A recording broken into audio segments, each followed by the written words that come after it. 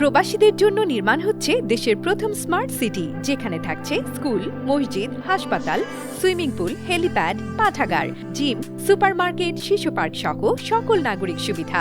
মাত্র ৩০ লাখ টাকা বিনিয়োগে মিলছে আকর্ষণীয় ফ্ল্যাট। প্লাটিনাম ইনভেস্টরদের জন্য ঢাকা বিমানবন্দরে ভিআইপি প্রোটোকল সুবিধা।